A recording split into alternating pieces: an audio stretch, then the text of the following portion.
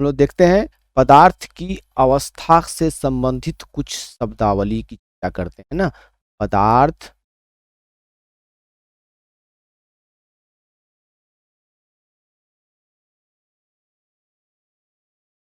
अवस्था से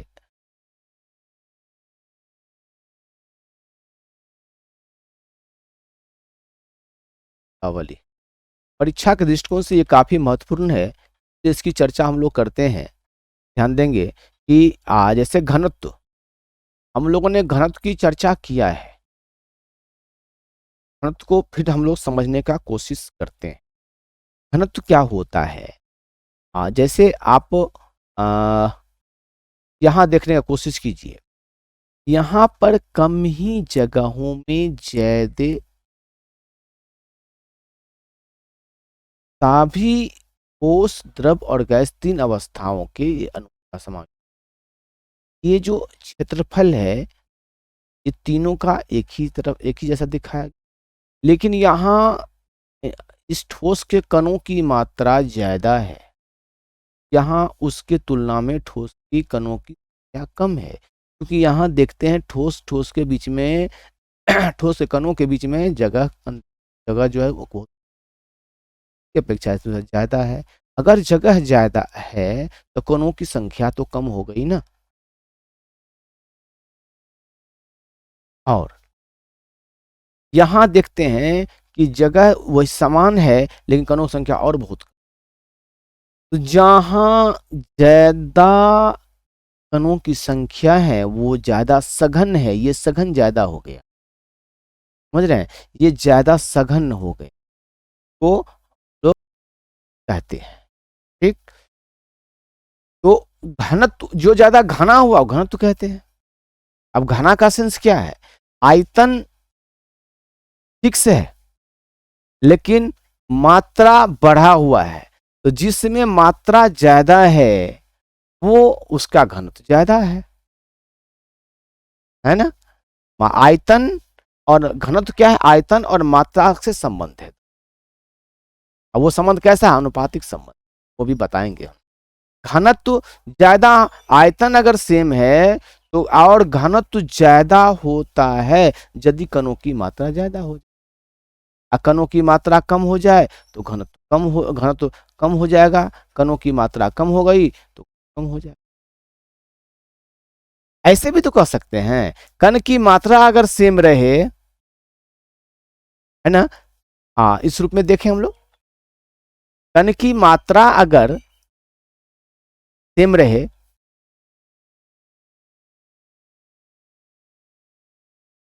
समझिए ये कण की मात्रा सेम है, और इसको अगर हम इस बर्तन में यहां रखते हैं, और इसी तरह से कण की मात्रा जो है वह सेम है, इतना वहां है उतना यहां भी है, लेकिन यहाँ कणों की मात्रा अगर इस रूप में, समझिए कि कुछ जो कण है वो काफी दूर दूर हैं। ऐसे हम लोग उसको समझ सकते हैं कि कुछ कण जो हैं ऐसे हैं दूर हट, कणों की संख्या सेम है लेकिन दूर है बर्तन में। और कुछ ऐसे भी हैं जहां कणों की मात्रा तो सेम है, लेकिन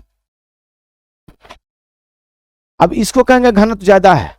इसका घनत्व क्या है? यहाँ ज्यादा है, यहाँ घनत्व कम है। अपेक्षाकृत यहाँ और कम हो गया। क्यों? तो आयतन बढ़ा दिया गया है, आयतन बढ़ गया और घन तो सेम ही है। आयतन बढ़ेगा तो घनत्व घट जाएगा, ये याद रखना। आयतन बढ़ने पर घनत्व घट जाता है नहीं, आयतन बढ़ने पर घनत्व घट जाता है। हमें आखिर हमें समझना क्या था घनत्व के बारे में? घनत्व क्या है? तो घनत्व जो है, आ, आयतन, घनत्व का फॉर्मूला अगर समझते हैं तो घनत्व क्या होता है? मात्रा, मात्रा मतलब द्रव्य कितना मात्रा है, बट्टा आयतन। घनत्व क्या है? तो घनत्व जो है मात्रा माने कणों के केस हम बता रहे हैं अभी, कणों की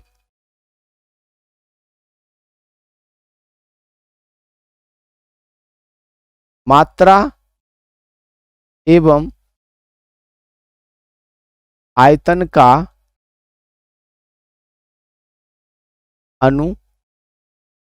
अनुपात है। ठीक, यहां समझना ये है कि यहां ये अवस्था जहां सघन ज्यादा है, ये नजदीक नजदीक अगर कण है तो ठोस की अवस्था हो जाती है, और थोड़ा दूर होता है तो द्रव की अवस्था, अब बहुत ज्यादा दूर होता है तो गैस की अवस्था। तो गैस की अवस्था में घनत्व कम होता है, ठोस की अवस्था में सबसे ज्यादा घनत्व होता है। ये चीज याद रखना। एक और प्रश्न बन जाएगा यहां पर भैया, ध्यान देखना कि सिलेंडर में जब गैस भरा जाता है तो गैस के घनत्व का क्या प्रभाव पड़ता है, समझ रहे हैं बात को ना। तो सिलेंडर में जब आप गैस भर रहे होते हैं तो सिलेंडर में बाहर में जब गैस है तो ये तो इसके कण जो है फ्री है, आप तो सिलेंडर में भर रहे हो तो उसको तो कंप्रेस करके द्रव के रूप में ला रहे हो, यानी इनके कणों को बिल्कुल पास में ला रहे हो ना, तो घनत्व बढ़ जाएगा ना। ये चीज हमें ध्यान रखना। ठीक, क्या ध्यान रखना है, तो हम यहां लिख देते हैं, आप लोग भी लिख लोगे। सिलेंडर में गैस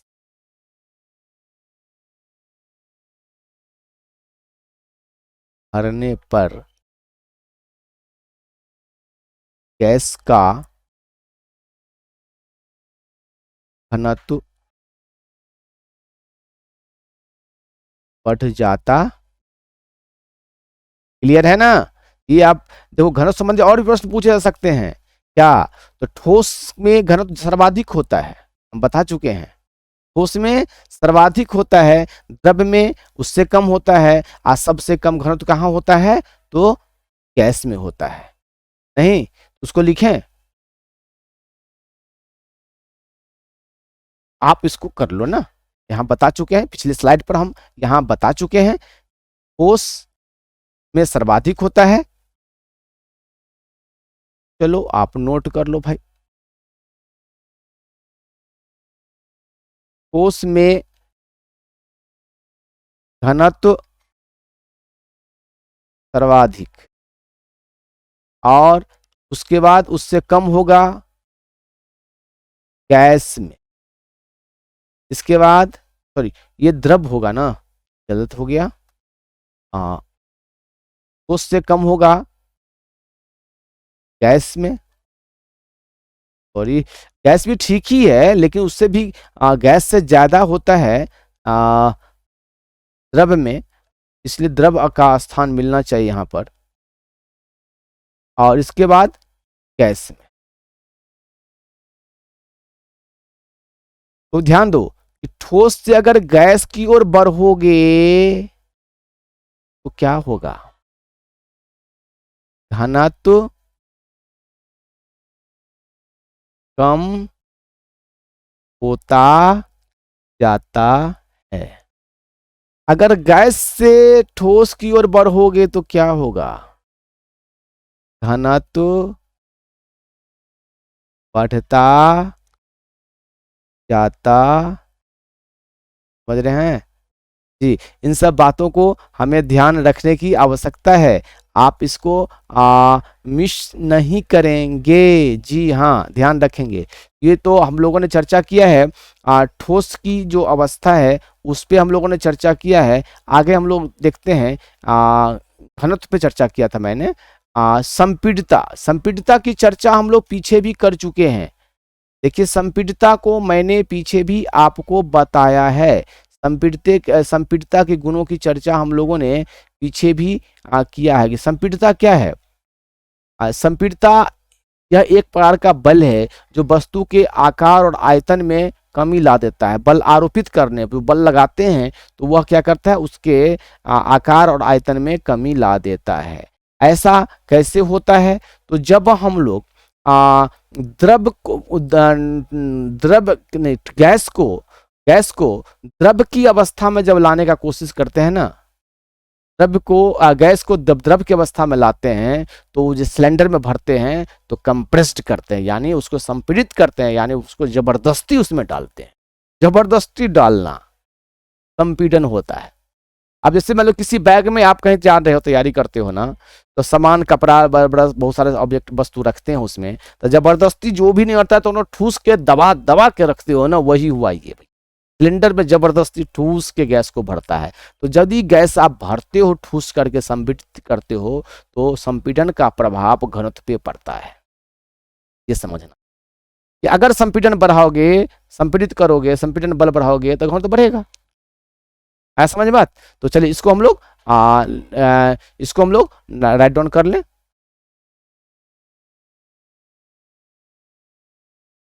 संपीड़न बढ़ाने पर, संपीड़न बल से क्या होता है, तो घनत्व का संपीड़न बढ़ाने से क्या होता है, घनत्व बढ़ता है। संपीड़न से पदार्थ का घनत्व बढ़ता है जी, इसको हम लोग ध्यान रखेंगे। ठीक है, अब हम लोग देखते हैं, संपीड़ितता की चर्चा हम लोगों ने कर लिया ना, समझ में आ गया। अब तरलता क्या है, देखिए तरलता क्या है, तो बहाव है भाई। ये बहाव है, लिक्विडिटी, तरलता मतलब द्रव्य का अवस्था बताता है। तरलता के गुण के कारण ही, तरलता ही द्रव की अवस्था को बताता है।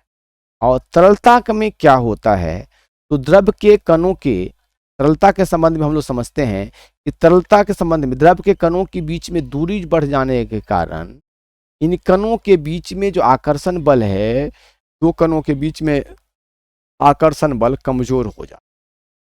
और जब ही कमजोर हो गया तो उसमें क्या होता है, बहाव उत्पन्न हो जाता है, बहने लगता है। गैस में आकर्षण बल एकदम खत्म तो उड़ने लगता है, यानी गतिज ऊर्जा बढ़ जाती है उसमें बहुत ज्यादा। और यहाँ पर आकर्षण बल कम होता है तो बहाव आ जाता है, बहाव आ जाती है। यही है तरलता। तरलता वह गुण है जिससे किसी पदार्थ में बहाव की अवस्था आती है, बहाव का गुण। हम इस तरह से इसको परिभाषित कर सकते हैं। तरलता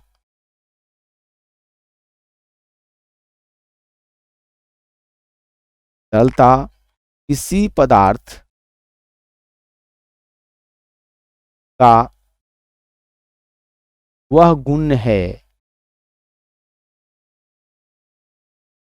जो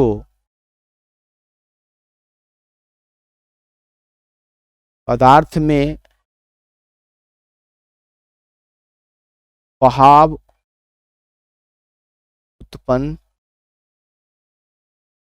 उत्पन्न करता, बहाव उत्पन्न करता है। बहाव मतलब उसको अगर सरफेस पर रख दो तो बहने लगेगा, बस ये समझते हैं। तो देखिए बहाव की जब चर्चा हम लोग कर लिए हैं तो बहाव का गुण क्या होगा, ठोस द्रव गैस में अगर देखते हैं तो बहाव का गुण क्या होगा, बहाव ठोस में तो नहीं होगा, द्रव में सबसे ज्यादा होगा। गैस में भी बहाव क्या है, लेकिन वो तो विसरण द्रव में भी होता है। गतिज ऊर्जा मिलाई तो उड़ के पार हो जाता है ना, वो भाग जाता है छोड़ करके। तो बहाव का गुण, तरलता का गुण जो है ना, वो द्रव का गुण है। ये किसका गुण है, द्रव का। तरलता किसका गुण है, द्रव का गुण है ना।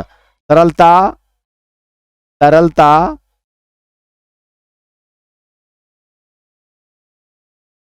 द्रव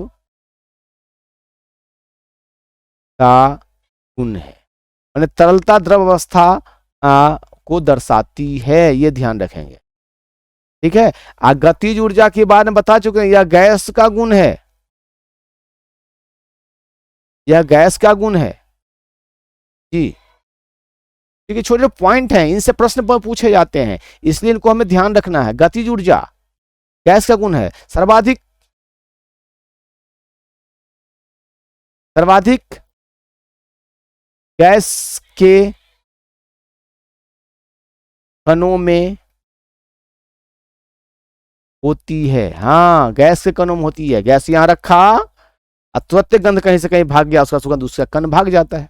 ऐसा क्यों होता है? गतिज ऊर्जा उसमें कणों में ज्यादा होती है। अब आगे हम चर्चा करते हैं बर्तन में गैस भरना, यह कैसे होता है? संपीड्य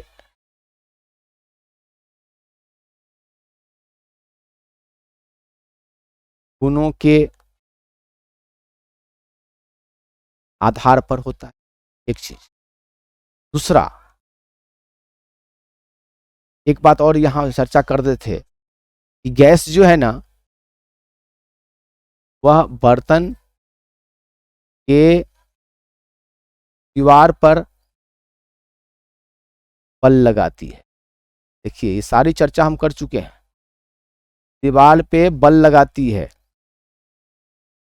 ना? तो इन बातों को हमें ध्यान रखना चाहिए। ओके, अब एक सवाल देखते हैं कि लकड़ी ठोस है कैसे?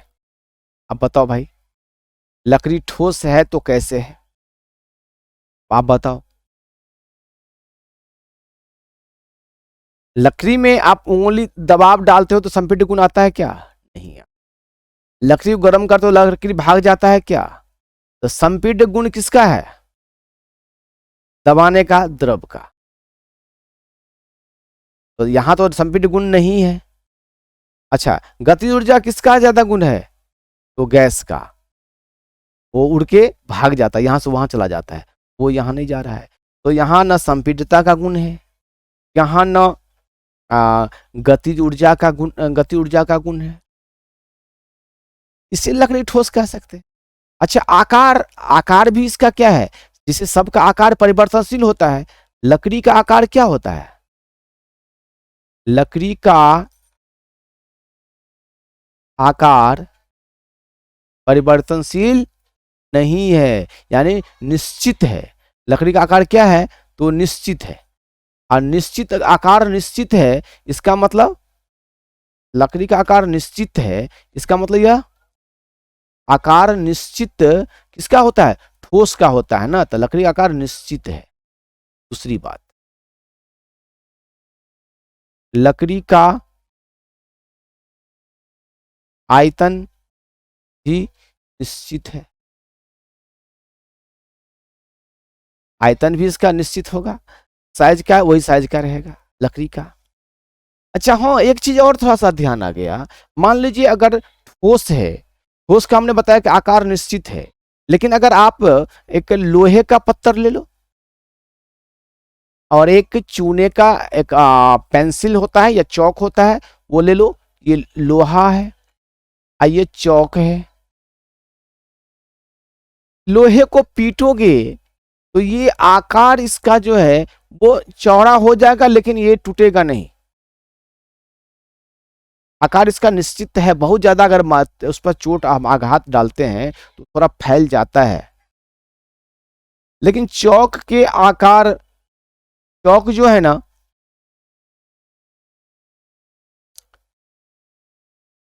ये टूट टूट जाता है। लेकिन अगर टुकड़ा टुकड़ा अगर टूट गया, इसको फिर जोड़ो, अगर सटा दो तो फिर इसी आकृति की। क्रिस्टल टूट जाते हैं लेकिन आकृति उसका वही रहता है, आकृति परिवर्तनशील नहीं होता है। ये ध्यान रखिए। बहुत सामान्य चोट पर अवस्था में लोहा अपना आकृति नहीं बदलता है, बहुत ज्यादा चोट मारने पर ही इसकी आकृति, है ना, ये कहने। लेकिन लकड़ी का आकार निश्चित होता है, लकड़ी का आयतन निश्चित होता है। अब चलिए, लकड़ी में और कौन सा गुण, हमें ठोस में किन किन गुणों की चर्चा हमें करनी चाहिए? तो संपीड्यता, संपीड्यता नहीं होती है, संपीड्यता नहीं होती है। चौथा, लकड़ी दृढ़ होता है। पांचवा, लकड़ी के कणों की गतिज ऊर्जा क्या होता है? गतिज ऊर्जा लकड़ी के कणों में, इसको ऐसे लिखो, लकड़ी के कणों में, साफ करके होना चाहिए, लकड़ी के कणों में गतिज ऊर्जा नहीं होती है। और कुछ कहेंगे क्या? बहाव नहीं होता है, बहाव नहीं होता है, संपीड़ितता नहीं है, और गति ऊर्जा नहीं है। समझ रहे ना? न ही संपीड़ितता है, न ही गतिज ऊर्जा है, न ही बहाव है। बहाव किसका था? तरल का। गति किसका था? गैस का। संपीड़ितता गुण किसका है? गैस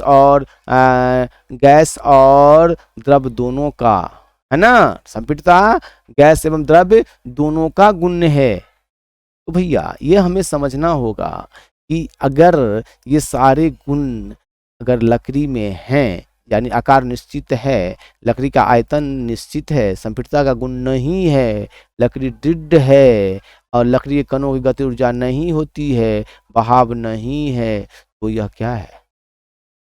अतः लकड़ी